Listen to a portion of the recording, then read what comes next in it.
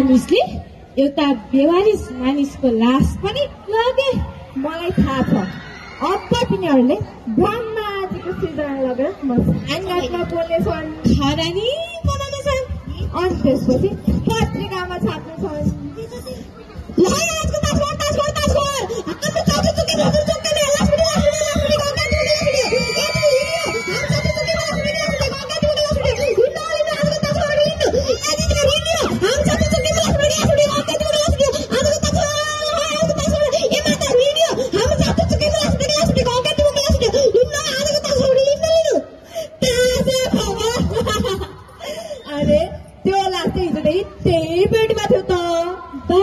लासको खबर छाप्ने तिम्रो त्यो पत्रिका कसरी ताजा भयो?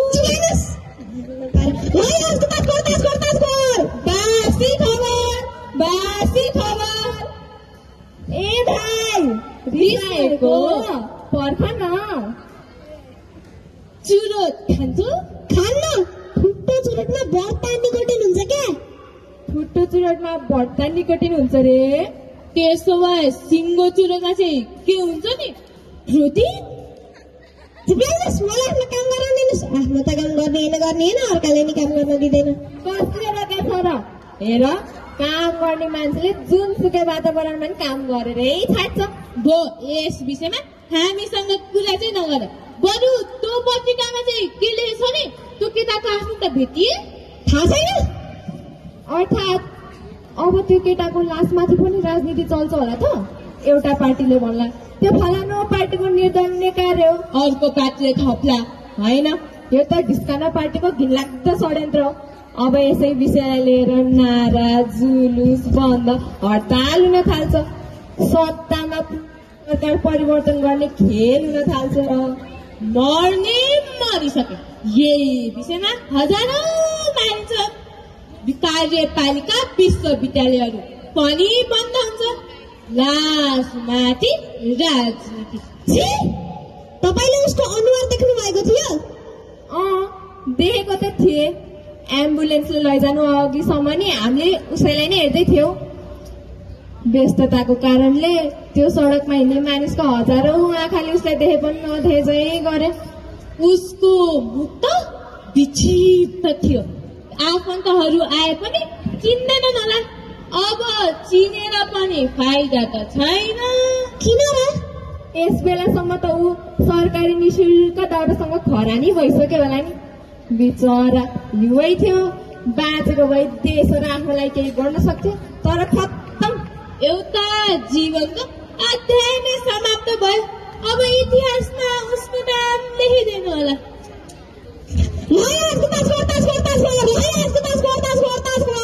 सुन त बाबु, तिमीले यो पत्रिकामा भएको व्यक्तिलाई देख्छौ? सुन्नुहोस् त, तपाईँले मान्छेले देख्नु भएको छ? हजुरले यो मान्छे देख्नु भएको छ र? मलाई त केही थाहा छैन। त्यो चौतारमा दुईवटा बुढी मागेर बसेन, उहाँलाई नगर सक्नु, मलाई त केही थाहा छैन। सुन्नुहोस् त, अघि बिहान एउटा युवाको लास भेटेको छ, यही हो? तर किन? लास कस्तो थियो? जस्तो नु पनि त्यस्तै थियो। लास कस्तो हुन्छ? अचेत, धड्कनविहीन, श्वासविहीन। उसले कस्तो पोसाक लगाइलिएको थियो? उसले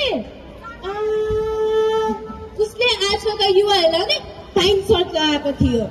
पाइन्ट सर्ट? पाइन्ट चाहिँ कालो थियो अनि सर्ट चाहिँ सेतो थियो। पाइन्टको चाहिँ हामीले ख्याल गरेनौँ, तर सर्ट चाहिँ सेतै थियो। सेतो सर्ट? त्यसो भए पक्कै मेरो छोरो हुनुपर्छ। होइन, सेतो सर्ट त मेरो बेटा रामदाले लगाइलिएको थियो। त्यो पक्कै मेरो बेटा रामदाले हुनुपर्छ। हो, सेतो सर्ट त मेरो भाइ रामदाले पनि लगाएको थियो। ऊ पक्कै पनि मेरो भाइ रामदाले हुनुपर्छ। उसको नाक्नेर एउटा कालो गुठिनी थियो। थाहा छैन। उसको मुख त विचित्र थियो। त्यसो भए ऊ पक्कै मेरो छोरो हुनुपर्छ। 2 दिन म घर नआएको, आज संसार छोडेर गयो। नरेन्द्र, मेरो छोरा। होइन काकी, ऊ तपाईँको छोरो होइन। ऊ पक्कै पनि मेरो भाइ रामदाले हुनुपर्छ। होइन, के तमासा हो यो? मैले त केही बुझ्न सकेको छैन। अब बुझ्नु नै के छ र? बाउचाले त भन्दै नि छोरा लागु पर्दा त खाएर हिँड्छ भनेर। तर के गर्नु, कामको बेफुर्सदीले त्यतातिर ध्यान नै दिएन। सुरुमा त आफ्नो छोराले यस्तो सम्म गर्छ भन्नु पत्ता पनि लागेन। आज आएर नरेंद्र मेरो छोरा। अरे ओ रामदाल, तू अपने बाप को रोड कर कहाँ चल दे यार बेटे। नुच्चे हामी नुच्चे यही मरेको। को नुच्चे? यो पट्टिकामा लेखेको केटा। ए त्यसो भए त्यो तिम्रो छोरा पो? हिजो त्यही फुटपाथमा मरेर सडिरहँदा आफ्ना आफन्तहरू भन्ने कोही आएनन्, तर आज त गजबै भयो।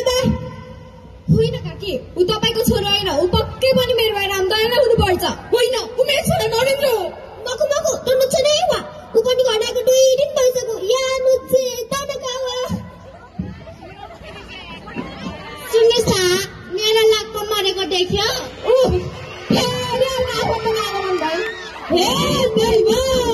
दुनियाँमा केवल 2 मान्छे राम्रो हुँदो रहेछ, एउटा मरिसकेको, अर्को जन्मिने नजन्मेको। अघिसम्म मैले त्यो मर्ने केटालाई अभागी हुनुपर्छ भन्छु, तर अहिले यो गलत साबित भएन त। अहिले आएर त त्यो मर्ने केटाको 3 दिनमा एउटासँग पाउने प्रकट भइसक्यो। के थाहा अझ दिनभरि कति बाँगाउने कुन्ने। तिमीले मेरो लाखको मरेको देख्यो?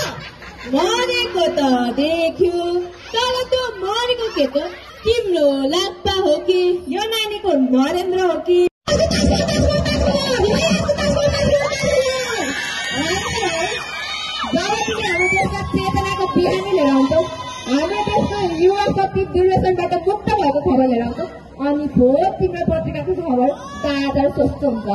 होइन भने के? होइन भने बासी खबर, बासी खबर।